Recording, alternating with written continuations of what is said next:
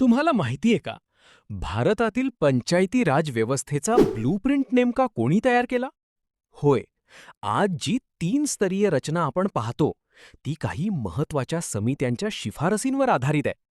पण एक काळ असा होता, जेव्हा गाव पातळीवरील प्रशासन कमकुवत होतं आणि लोकांचा सहभाग खूपच मर्यादित होता.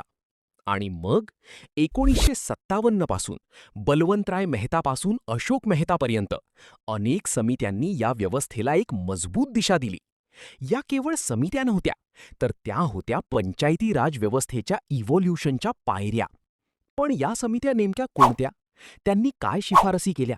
आणि सर्वात महत्त्वाचं, की पंचायती राज संबंधित समित्यांमध्ये असं काय विशेष आहे जे प्रत्येक स्पर्धा परीक्षेत वारंवार विचारलं जातं?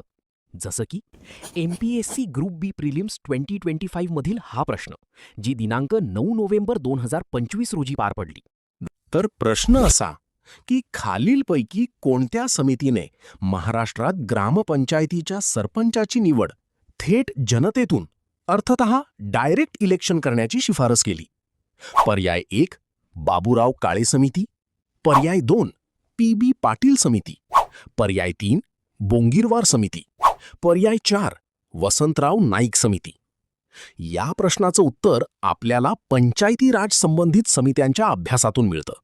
चला तर मग MPSC प्रोफेसरच्या आजच्या लेक्चरमध्ये आपण पंचायती राज संबंधित महत्त्वाच्या सर्व समित्या उलगडून पाहूया. सर्वप्रथम आपण समजून घेऊयात, पंचायती राज समित्या म्हणजे नेमक्या काय. पंचायती राज संस्थांच्या कार्यपद्धतीचे परीक्षण करण्यासाठी आणि त्यामध्ये सुधारणा सुचवण्यासाठी सरकारकडून नेमल्या जाणाऱ्या तज्ज्ञ गटांना पंचायती राज समित्या असे म्हणतात. यांचा मुख्य उद्देश म्हणजे प्रशासकीय विकेंद्रीकरण करून सत्तेचे लोकशाहीकरण करणे आणि सामान्य माणसाला विकास प्रक्रियेत सहभागी करून घेणे. अर्थात ग्रामीण विकासाला गती देणे आणि लोकशाही अधिक प्रभावी बनवणे, हेच या समित्यांचे मुख्य ब्रीदवाक्य आहे. तर आपण पंचायती राज समित्या म्हणजे नेमकं काय हे समजून घेतलं. आता आपण याच समित्यांना 2 भागांमध्ये विभागून अभ्यास करूया. पहिला भाग म्हणजे केंद्रस्तरीय अर्थतः सेंट्रल लेव्हल पंचायती राज समित्या आणि दुसरा भाग म्हणजे महाराष्ट्रातील पंचायती राज समित्या. चला तर मग सर्वात प्रथम आपण केंद्रस्तरीय महत्त्वाच्या समित्या समजून घेऊयात. सर्वात प्रथम आपण समजून घेऊयात बलवंतराय मेहता समितीबद्दल. बलवंतराय मेहता हे गुजरात राज्याचे दुसरे मुख्यमंत्री आणि भारतातील पंचायत राज व्यवस्थेचे शिल्पकार मानले जातात. या समितीची स्थापना जानेवारी 1957 मध्ये करण्यात आली होती. या समितीच्या महत्त्वाच्या शिफारसी पाहिल्या तर पहिली महत्त्वाची शिफारस म्हणजे लोकशाही विकेंद्रीकरणासाठी त्रिस्तरीय पंचायत राज व्यवस्था लागू करावी, ज्यामध्ये ग्रामपंचायत, पंचायत समिती आणि जिल्हा परिषद यांचा समावेश असेल. दुसरी महत्त्वाची शिफारस म्हणजे पंचायत समिती हा पंचायत राज व्यवस्थेतील सर्वात महत्त्वाचा आणि कार्यकारी स्तर असावा. तिसरी महत्त्वाची शिफारस म्हणजे जिल्हा परिषद स्तरावर मजबूत प्रशासन असावे आणि या संस्थांकडे पुरेसे अधिकार व आर्थिक संसाधने हस्तांतरित करावीत. मुळात या समितीचा मुख्य उद्देश भारतात लोकशाही विकेंद्रीकरण मजबूत करणे आणि ग्रामीण प्रशासनाला सक्षम बनवणे हा होता. यानंतर आपण समजून घेऊयात एक महत्त्वाची समिती म्हणजे VT कृष्णम्माचारी समिती. VT कृष्णम्माचारी हे नियोजन आयोगाचे पहिले उपाध्यक्ष आणि भारतीय राज्यघटनेच्या मसुदा समितीचे सदस्य होते. या समितीची स्थापना 1962 मध्ये करण्यात आली होती. या समितीच्या महत्त्वाच्या शिफारसी पाहिल्या तर पहिली महत्त्वाची शिफारस म्हणजे ग्रामीण विकासासाठी ग्रामसभा आणि पंचायतींचा प्रभावी वापर करावा. दुसरी महत्त्वाची शिफारस म्हणजे स्थानिक स्वराज्य संस्थांनी कृषी उत्पादनात वाढ करण्यासाठी पुढाकार घ्यावा. तिसरी महत्त्वाची शिफारस म्हणजे ग्रामसेवक आणि विस्तार अधिकाऱ्यांनी तांत्रिक मार्गदर्शकाची भूमिका बजावावी. चौथी महत्त्वाची शिफारस म्हणजे सहकारी संस्था आणि पंचायतींमध्ये समन्वय असावा. मुळात या समितीचा मुख्य उद्देश ग्रामीण विकासाला गती देणे आणि स्थानिक स्वराज्य संस्थांना अधिक सक्षम बनवणे हा होता. यानंतर आपण समजून घेऊयात एक महत्त्वाची समिती म्हणजे अशोक मेहता समिती. अशोक मेहता हे प्रख्यात समाजवादी नेते आणि भारत सरकारच्या नियोजन आयोगाचे माजी उपाध्यक्ष होते. या समितीची स्थापना डिसेंबर 1977 मध्ये करण्यात आली होती. या समितीच्या महत्त्वाच्या शिफारसी पाहिल्या तर पहिली महत्त्वाची शिफारस म्हणजे त्रिस्तरीय ऐवजी द्विस्तरीय पंचायत राज व्यवस्था असावी, ज्यामध्ये मंडल पंचायत आणि जिल्हा परिषद यांचा समावेश असेल. दुसरी महत्त्वाची शिफारस म्हणजे पंचायत राज संस्थांच्या निवडणुकांमध्ये राजकीय पक्षांनी अधिकृतपणे सहभाग घ्यावा. तिसरी महत्त्वाची शिफारस म्हणजे पंचायतांना स्वतःचा महसूल गोळा करण्यासाठी कर लावण्याचे अनिवार्य अधिकार असावेत. चौथी महत्त्वाची शिफारस म्हणजे अनुसूचित जाती आणि जमातींना त्यांच्या लोकसंख्येच्या प्रमाणात आरक्षण असावे. मुळात या समितीचा मुख्य उद्देश पंचायत राज व्यवस्था अधिक मजबूत, राजकीयदृष्ट्या सक्रिय आणि आर्थिकदृष्ट्या स्वावलंबी बनवणे हा होता. यानंतर आपण समजून घेऊयात एक महत्त्वाची समिती म्हणजे जी.व्ही.के. राव समिती. जी.व्ही.के. राव हे एक वरिष्ठ IAS अधिकारी आणि कर्नाटक राज्याचे माजी मुख्य सचिव होते. या समितीची स्थापना मार्च 1985 मध्ये करण्यात आली होती. या समितीच्या महत्त्वाच्या शिफारसी पाहिल्या तर पहिली महत्त्वाची शिफारस म्हणजे पंचायत राज संस्थांना मुळाशिवाय गवत असे संबोधून त्यांचे पुनरुज्जीवन करण्याची गरज व्यक्त करण्यात आली. दुसरी महत्त्वाची शिफारस म्हणजे जिल्हा स्तरावरील नियोजनासाठी जिल्हा परिषद ही मुख्य संस्था असावी. तिसरी महत्त्वाची शिफारस म्हणजे जिल्हा विकास आयुक्त हे पद निर्माण करावे, जे जिल्हा विकासाच्या कामांचे समन्वय साधेल. चौथी महत्त्वाची शिफारस म्हणजे पंचायत राज संस्थांच्या निवडणुका नियमित वेळेत घेतल्या जाव्यात. मुळात या समितीचा मुख्य उद्देश पंचायत राज व्यवस्थेला पुन्हा सक्षम करणे आणि जिल्हा स्तरावरील नियोजन अधिक प्रभावी बनवणे हा होता. यानंतर आपण समजून घेऊयात एक महत्त्वाची समिती म्हणजे LM सिंघवी समिती. लक्ष्मीमल सिंघवी हे भारतातील नामवंत कायदेतज्ञ, मुत्सद्दी आणि राज्यसभेचे माजी सदस्य होते. या समितीची स्थापना 1986 मध्ये करण्यात आली होती. या समितीच्या महत्त्वाच्या शिफारसी पाहिल्या तर पहिली महत्त्वाची शिफारस म्हणजे पंचायत राज संस्थांना घटनात्मक दर्जा देण्यात यावा. दुसरी महत्त्वाची शिफारस म्हणजे न्याय पंचायतींची स्थापना करण्यात यावी. तिसरी महत्त्वाची शिफारस म्हणजे ग्रामसभेला प्रत्यक्ष लोकशाहीचे मूर्त स्वरूप मानून तिला अधिक बळकटी द्यावी. चौथी महत्त्वाची शिफारस म्हणजे निवडणुकांशी संबंधित वादांसाठी स्वतंत्र न्यायाधिकरण अर्थतः ट्रिब्युनल स्थापन करावे. मुळात या समितीचा मुख्य उद्देश पंचायत राज संस्थांना घटनात्मक आधार देणे आणि स्थानिक लोकशाही अधिक मजबूत करणे हा होता. यानंतर आपण समजून घेऊयात एक महत्त्वाची समिती म्हणजे पी.के. थंगन समिती. पी.के. थंगन हे अरुणाचल प्रदेशचे पहिले मुख्यमंत्री आणि केंद्रीय मंत्रिमंडळात राज्यमंत्री होते. या समितीची स्थापना 1988 मध्ये करण्यात आली होती.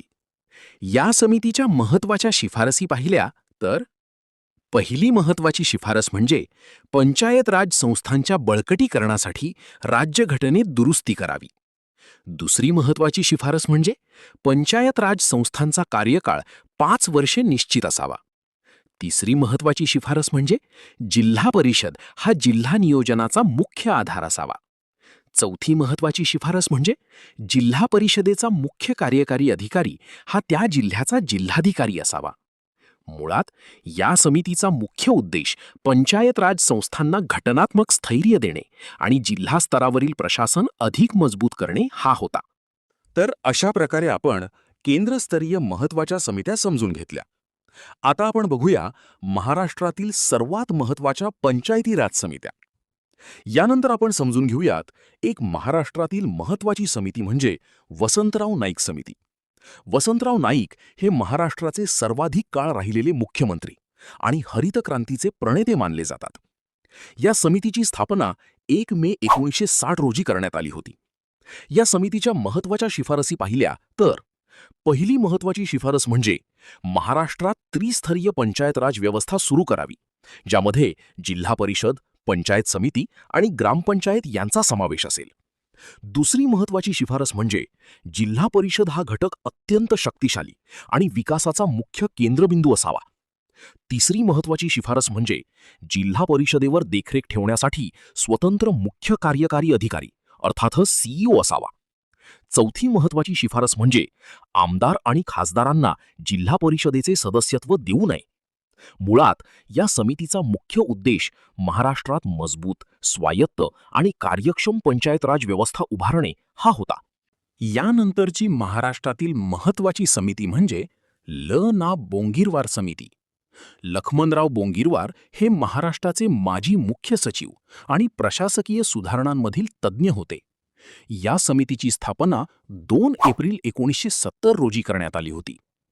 या समितीच्या महत्वाच्या शिफारसी पाहिल्या तर पहिली महत्वाची शिफारस म्हणजे जिल्हा परिषदेला मिळणाऱ्या अनुदानात वाढ करावी आणि वित्तीय अधिकार अधिक सक्षम करावेत. दुसरी महत्वाची शिफारस म्हणजे ग्रामपंचायतीच्या सरपंचाला मानधन देण्याची शिफारस करण्यात आली. तिसरी महत्वाची शिफारस म्हणजे प्रत्येक जिल्ह्यात एक नियोजन आणि विकास मंडळ स्थापन करावे. चौथी महत्वाची शिफारस म्हणजे पंचायत राज संस्थांच्या निवडणुका घेण्यासाठी स्वतंत्र यंत्रणा असावी. मुळात या समितीचा मुख्य उद्देश स्थानिक स्वराज्य संस्थांना आर्थिक आणि प्रशासकीयदृष्ट्या अधिक सक्षम करणे हा होता. यानंतर आपण समजून घेऊयात एक महाराष्ट्रातील महत्वाची समिती म्हणजे बाबूराव काळे समिती. बाबूराव काळे हे महाराष्ट्रातील ज्येष्ठ नेते, माजी मंत्री आणि छत्रपती संभाजीनगर जिल्ह्याचे खासदार होते. या समितीची स्थापना 1980 मध्ये करण्यात आली होती.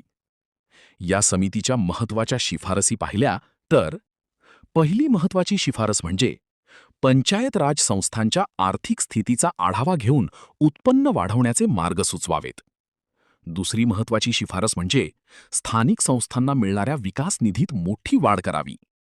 तिसरी महत्वाची शिफारस म्हणजे प्रशासकीय कामात सुसूत्रता आणण्यासाठी ग्रामसेवक आणि तलाठी यांच्या कामांचे स्पष्ट वाटप करावे. चौथी महत्वाची शिफारस म्हणजे जिल्हा परिषदेच्या अध्यक्षांना राज्यमंत्र्याचा दर्जा असावा. मुळात या समितीचा मुख्य उद्देश पंचायत राज संस्थांची आर्थिक स्थिती मजबूत करणे आणि प्रशासन अधिक कार्यक्षम बनवणे हा होता. आता आपण बघूयात अशी समिती ज्यामुळे या संपूर्ण महाराष्ट्रातील पंचायत राज व्यवस्थेच्या रचनेला एक स्पष्ट रूपरेषा तयार झाली. ती समिती म्हणजे पी.बी. पाटील समिती. पी.बी. पाटील हे कोल्हापूरच्या मौनी विद्यापीठाचे माजी कुलगुरू आणि नामवंत शिक्षणतज्ज्ञ होते. या समितीची स्थापना 18 जून 1984 रोजी करण्यात आली होती. या समितीच्या महत्वाच्या शिफारसी पाहिल्या तर पहिली महत्वाची आणि अत्यंत महत्वाची शिफारस म्हणजे महाराष्ट्रात ग्रामपंचायतीच्या सरपंचाची निवड ही थेट जनतेतून म्हणजे डायरेक्ट इलेक्शन करण्यात यावी, म्हणजेच ग्रामसभेच्या सदस्यांकडून प्रत्यक्ष निवड प्रक्रिया असावी. दुसरी महत्वाची शिफारस म्हणजे स्थानिक स्वराज्य संस्थांमध्ये महिलांना आरक्षण देण्याची ठोस आणि महत्त्वपूर्ण तरतूद करण्यात आली. तिसरी महत्वाची शिफारस म्हणजे ग्रामसभेचे अधिकार वाढवून तिला अधिक बळकट आणि प्रभावी करावे. चौथी महत्वाची शिफारस म्हणजे जिल्हा परिषदेच्या निवडणुका नियमितपणे आणि वेळेवर घेतल्या जाव्यात. मुळात या समितीचा मुख्य उद्देश ग्रामपातळीवरील लोकशाही अधिक मजबूत करणे आणि जनतेचा प्रत्यक्ष सहभाग वाढवणे हा होता. चला तर मग या संपूर्ण माहितीनुसार एक प्रिव्हियस इयर क्वेश्चन पाहूयात.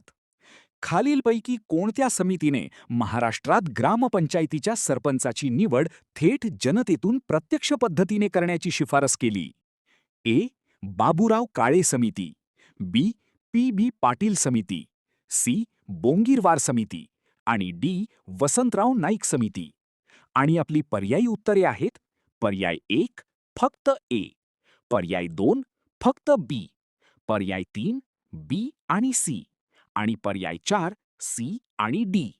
आपण आपल्या लेक्चरमध्ये बघितलं की बाबूराव काळे समिती जी पर्याय 1 मध्ये दिलेली आहे, या समितीने पंचायत राज संस्थांच्या आर्थिक स्थितीचा आढावा घेऊन त्यांचे उत्पन्न वाढवण्याचे मार्ग सुचवले, तसेच स्थानिक संस्थांना मिळणारा विकास निधी वाढवण्यावर भर दिला. त्यामुळे आपलं पर्याय 1 हे आपल्या प्रश्नाचं उत्तर जुळत नाही. यानंतरची पर्यायी समिती म्हणजे जे विधान बी मध्ये दिलेलं आहे, पी.बी. पाटील समिती. या समितीने महाराष्ट्रात ग्रामपंचायतीच्या सरपंचाची निवड थेट जनतेतून प्रत्यक्ष पद्धतीने करण्याची शिफारस केली आणि ग्रामसभा तसेच स्थानिक संस्थांमध्ये महिलांच्या आरक्षणाला बळकटी देण्यावर भर दिला. परंतु बी हे पर्याय असलेलं आपल्याला 2 पर्याय दिलेले आहेत. त्यामुळे नंतरचं विधान समिती बघूयात. यानंतरचा पर्याय म्हणजे ऑप्शन सी, ल ना बोंगीरवार समिती. या समितीने जिल्हा परिषदेला अधिक वित्तीय अधिकार देण्याची शिफारस केली आणि प्रशासकीय कामकाजात सुसूत्रता आणण्यासाठी स्वतंत्र निवडणूक यंत्रणा व नियोजन मंडळाची गरज व्यक्त केली. त्यामुळे आपलं पर्याय सी देखील चूक आहे. आणि शेवटचं पर्याय अर्थातच ऑप्शन डी, वसंतराव नाईक समिती. या समितीने महाराष्ट्रात त्रिस्तरीय पंचायत राज व्यवस्था मजबूत करण्याची शिफारस केली आणि जिल्हा परिषदेला विकासाचा मुख्य केंद्रबिंदू बनवण्यावर भर दिला. म्हणून आपल्या प्रश्नाचं उत्तर पर्याय 2, फक्त बी हे आहे. आपण या माहितीच्या आधारे आणखी एक प्रिव्हियस इयर क्वेश्चन पाहूयात, ज्याचं उत्तर तुम्हाला कॉमेंट बॉक्समध्ये द्यायचंय. तर प्रश्न असा की महाराष्ट्रातील पंचायत राज व्यवस्थेच्या आकृतिबंध अर्थातच स्ट्रक्चर निश्चित करण्यासाठी सर्वात प्रथम कोणती समिती नेमण्यात आली? पर्यायी उत्तरे: पर्याय 1 बाबूराव काळे समिती, पर्याय 2 पी.बी. पाटील समिती, पर्याय 3 ल ना बोंगीरवार समिती, पर्याय 4 वसंतराव नाईक समिती. या प्रश्नाचं उत्तर तुम्ही कॉमेंट बॉक्समध्ये नक्की सांगा. त्याचबरोबर आजचा हा संपूर्ण लेक्चर तुम्हाला कसा वाटला हे कॉमेंट बॉक्समध्ये नक्की सांगा. वा. त्याचबरोबर हिस्ट्री, जॉग्रफी किंवा पॉलिटी यापैकी पुढील लेक्चर कोणत्या विषयावर हवे आहे हे देखील तुम्ही नक्की कॉमेंट करून कळवा. तुमचा प्रतिसादच पुढील कॉन्टेंट अधिक चांगला बनवतो. आता एक महत्त्वाची माहिती. या MPSC प्रोफेसरच्या क्लासरूममधील सर्व नोट्स आणि PDFs तुम्हाला टेलिग्राम चॅनलवर मिळणार आहेत. म्हणून अजून जॉईन नसेल केलं तर आत्ताच जॉईन करा. लिंक डिस्क्रिप्शन बॉक्समध्ये दिलेली आहे. अशाच दर्जेदार आणि एक्झाम ओरिएंटेड लेक्चरसाठी MPSC प्रोफेसरला नक्की सबस्क्राईब करा आणि बेल आयकॉन दाबायला विसरू नका. अभ्यास करत रहा, यश नक्की मिळेल. जय शिवराय.